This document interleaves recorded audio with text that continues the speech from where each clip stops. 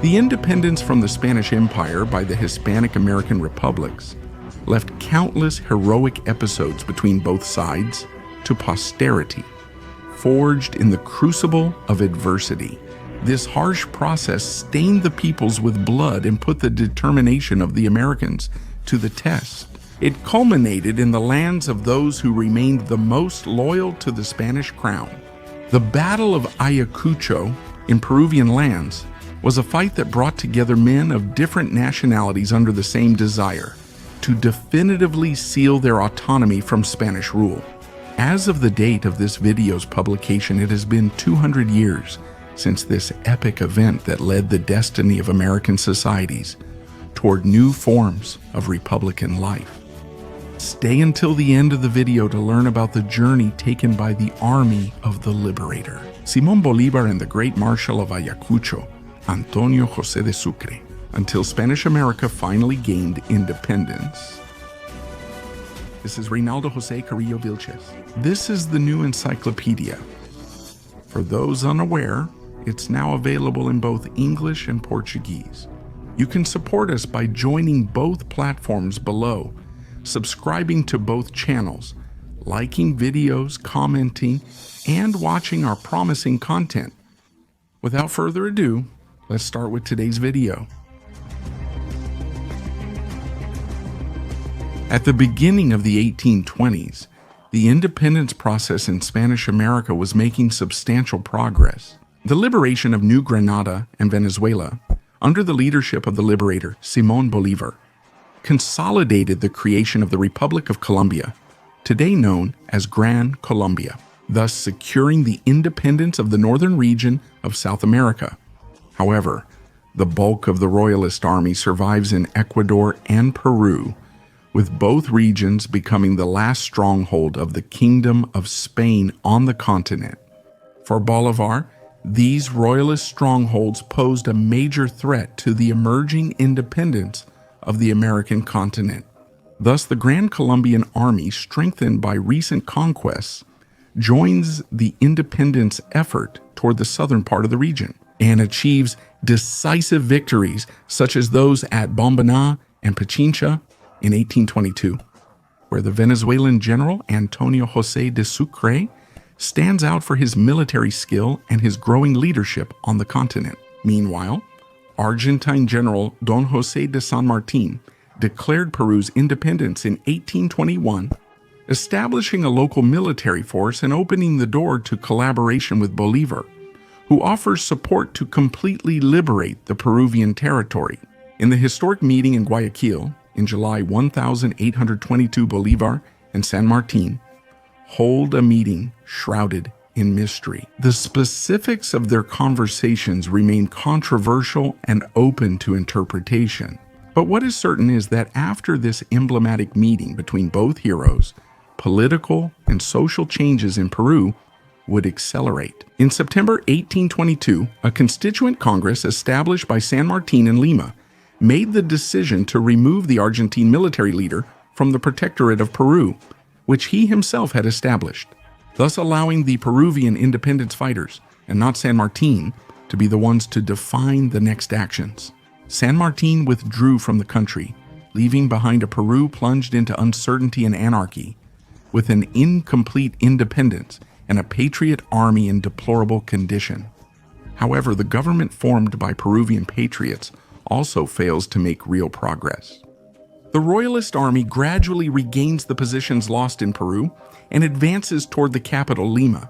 In response, the Peruvian patriots dissolved the government junta they had established and set up a new executive power in February 1823, making the military officer José de la Riva Guerrero the first Republican president in the history of Peru. Riva Guerrero was a Creole from Lima and part of the vice-regal aristocracy.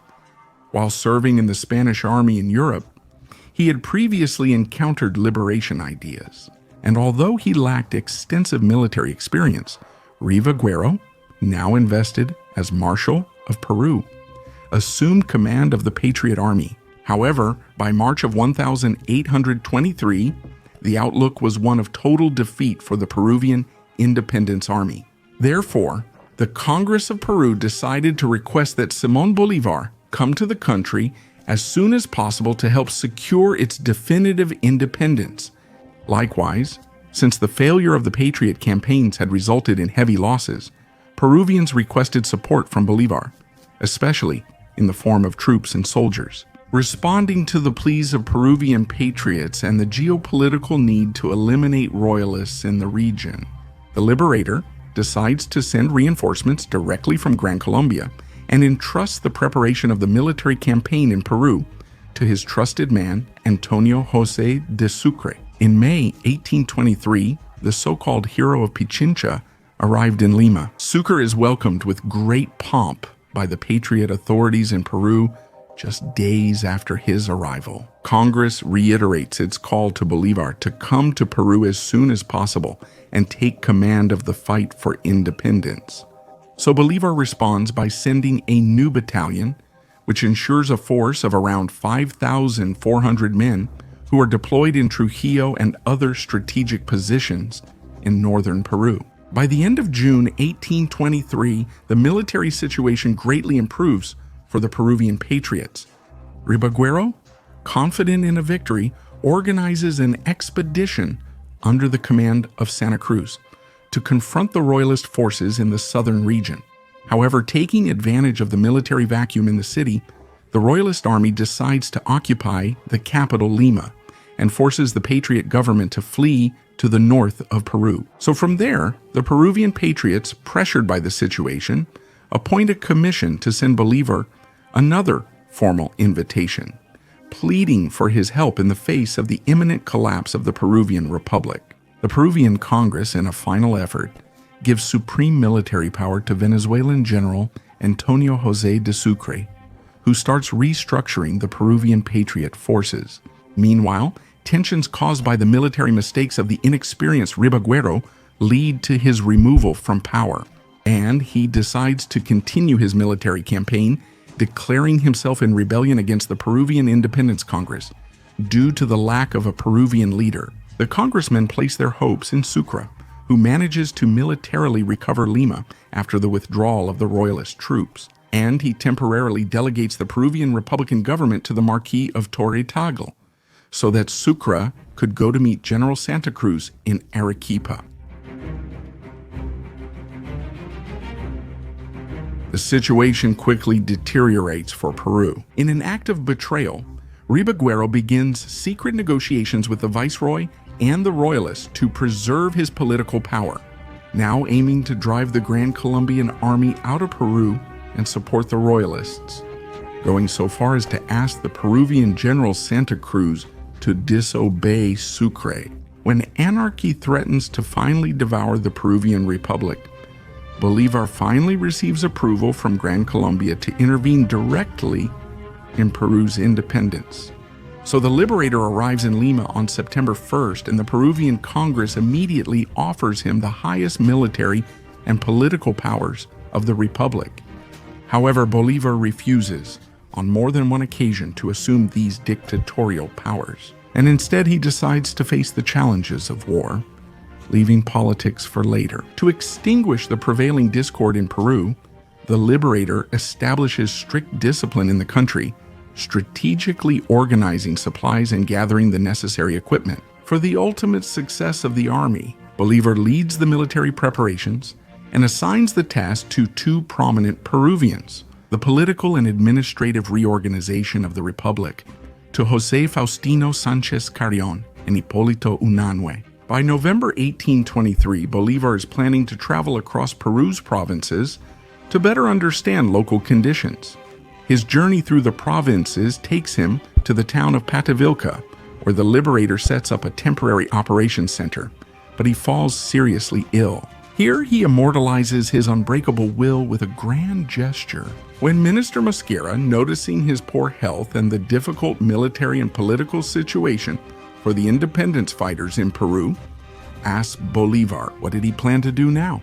The liberator, being on the verge of death, answers him with a single word: triumph. And in this situation, Bolívar, now he receives the news that a group of patriots had rebelled against the independence cause in El Callao and had handed over the fortresses of that region to the royalist troops. With the Republic again near collapse, on February 10, 1824, the Peruvian Congress gives Bolívar dictatorial powers to address the serious crisis, allowing him to take the reins of power to save the Republic from its imminent collapse. During the following month of March, Bolívar dedicates himself tirelessly in the province of Trujillo to the task of organization. Meanwhile, in the Peruvian mountains, Sucre put his troops through tough training exercises under the direction of the Liberator, preparing the soldiers to face the heights and the cold. Under the crucible of training, Sucre turns the Peruvian recruits, who until then were inexperienced, into disciplined and vigorous soldiers, imbued with a warrior spirit, following the example of the Venezuelan llaneros. At the same time, Bolívar receives good news for the independence fighters, as in Upper Peru, the prominent royalist general Olañeta had risen up against the Peruvian viceroy. This meant a rift in the royalist army, where Olañeta's leadership and troops were fundamental to the cause. Royalist? This royalist division forces Viceroy José de la Serna to send royalist troops to confront the insurrection in the south led by Olañeta.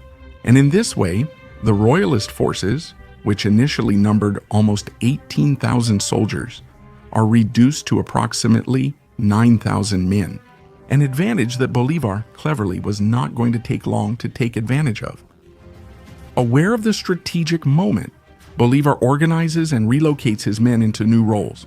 To deliver the final blow against the royalists, Bolívar persistently sends several letters to the general. Santander in Colombia, calling for more Grand Colombian reinforcements to the area.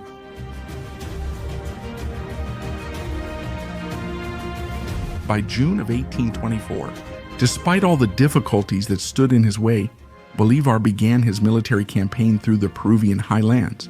Departing from Huaraz toward Pasco, the troops, motivated and better equipped to withstand the harsh weather, advance, eager to face the enemy. However, they endure freezing nights and many are affected by altitude sickness, and so they remain for 2 arduous months, during which they crossed challenging mountainous terrain that forged the resilience and morale of the Patriot Army. In August, Bolívar's conviction of victory was unbreakable, and he organized his troops to face the royalists. Bolívar rallies his soldiers with a fervent speech, and the United Liberator Army marches toward Jajua in search of battle. The royalists, commanded by Canarac, also moved north. On August 6, 1824, over 4,000 meters above sea level on the Cajamarca Plains, both armies faced each other. This would be known as the Battle of Junín. Intense and brief, it is fought amid sabers and lances. Despite an uncertain start, the Patriots triumph in the battle, highlighting the audacity of the Venezuelan llaneros and the bravery of the Peruvian hussars. The royalists lose over 300 men, and Canarac retreats, demoralized to Cusco, as large numbers of royalist troops desert. With much of the central region of Peru liberated from the royalists, Bolívar and his men advance toward the south. In September, after a short rest, the Liberator moves to Lima to receive reinforcements from Gran Colombia. This decision forces Bolívar to hand over military command to Antonio José de Sucre in the highlands. Meanwhile, Viceroy La Serna, realizing that he had made a mistake by dividing the royalist forces to suppress the rebellion, de Olanita orders his men to return to Upper Peru to gather the army in Cusco. From there, they would plan the final confrontation with Antonio José de Sucre, who, as mentioned, was left in charge of the military campaign. Sucre's army, after a short rest in Huamanga, moves south and splits its troops between Andahuaylas and Abancay. The proximity of the royalists intensifies the patriotic fervor, as they are aware of the importance of the upcoming battle. Sucre tells Bolívar he is fully confident of victory. With these words, I quote, "Wherever they stand, I am certain they will be defeated." End quote. Still, He waits for the liberators' approval to act against the royalist troops. While waiting for the liberators' instructions, troubling news arrives from Colombia.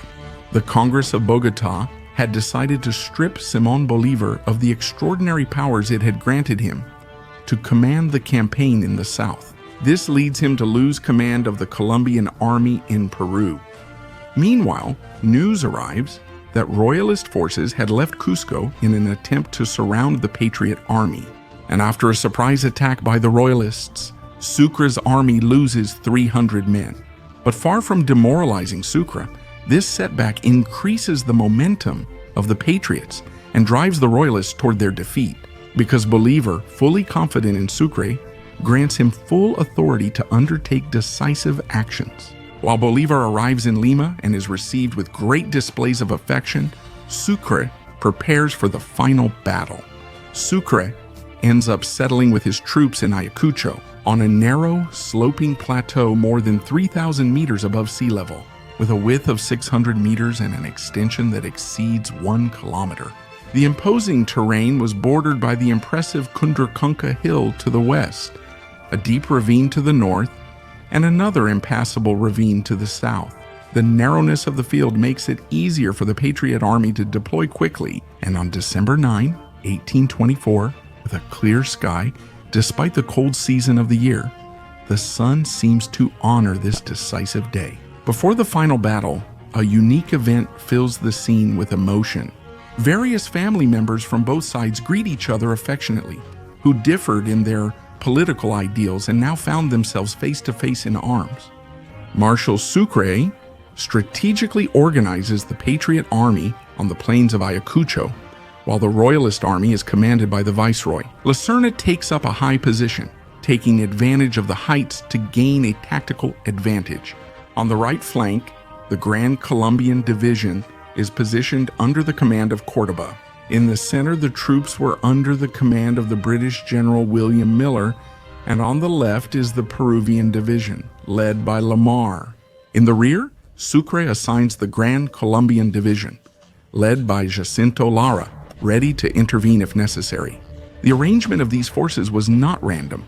Sucre carefully organizes the units to cover every possible angle of attack and defense.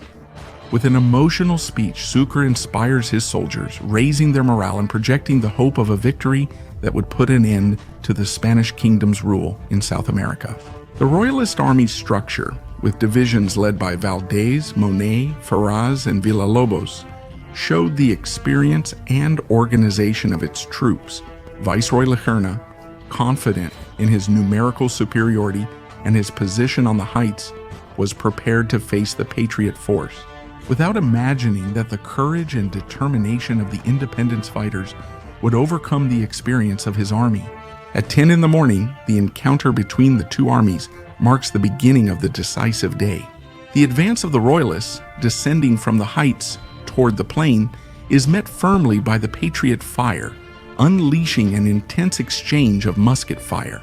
Sucre's plan works at first, but the battle quickly intensifies. Royalist Valdez's troops attack Lamar's forces with force, but the Patriot division of Jacinto Lara quickly supports Lamar.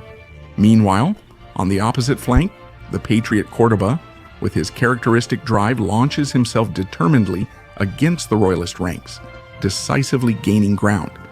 The lances of the Venezuelan llaneros and the sabers of the Peruvian horsemen boldly break into the battlefield, bringing heroism and skill. Under the orders of Sucre, who masterfully leads the battle, Córdoba, in an epic moment, launches the famous proclamation, "Weapons at will, victors advance," which drives his men toward victory. Córdoba's assault is so fierce that he manages to subdue the Royalists and capture Viceroy La Serna, along with the other officers. After 3 hours of intense fighting, the United Liberating Army, made up of Venezuelans, New Granadans, Argentinians, Chileans, and more than 1,000 Peruvians, achieves a victory that would be forever recorded in history, defeating the might of the Spanish Empire in a memorable battle.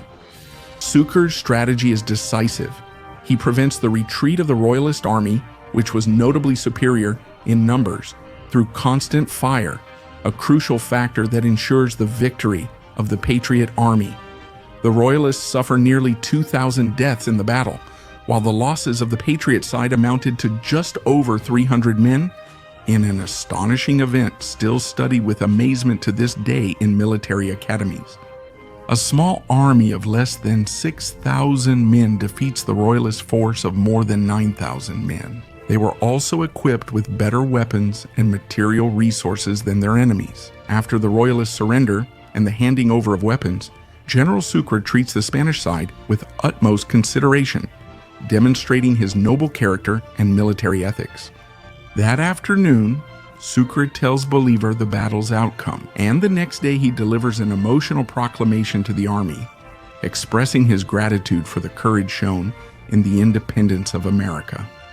Of the honors given, Córdoba's promotion to Major General as one of the day's heroes stands out. In capitulation talks with the Royalists, General Canarak guarantees the Patriots' full surrender of the Viceroyalty and all Royalist weapons. The independentist generals, officers, and troops are granted free passage to Spain along with their belongings. It also allows those who wish to continue their military careers to join the Peruvian army. Sucre demonstrates through these negotiations a sense of legality and respect that mark a dignified end to this historic battle.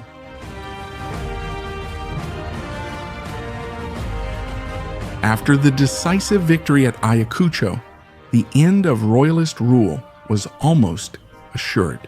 Only 2 Royalist generals remained in resistance: Olañeta in Upper Peru, who died defending the Royalist cause, and Rodil, entrenched in the fortress. Real Felipe in El Callao, which was finally defeated after 2 years of intense fighting by the Venezuelan general Bartolomé Salón. Meanwhile, in Lima, Bolívar convenes the Peruvian Congress, a year after having assumed the dictatorship, returning the powers he had received and restoring the separation of powers. His arrival in Lima was triumphant. Congress asks him to stay in office for another year and offers 1,000,000 pesos, which Bolívar immediately rejects. In his honor, the Congress proclaims him as perpetual president, father and savior of Peru, and they promote Sucre to the rank of Grand Marshal. Bolívar stays in Lima for 4 months before traveling south to assess and reorganize regional administration. And upon arriving in Arequipa and Cusco, he is received with imperial honors. Simón Bolívar, for his part, promotes reforms in favor of the indigenous populations in southern Peru, reorganizes the finances of the Peruvian state, and achieves important progress in consolidating public administration.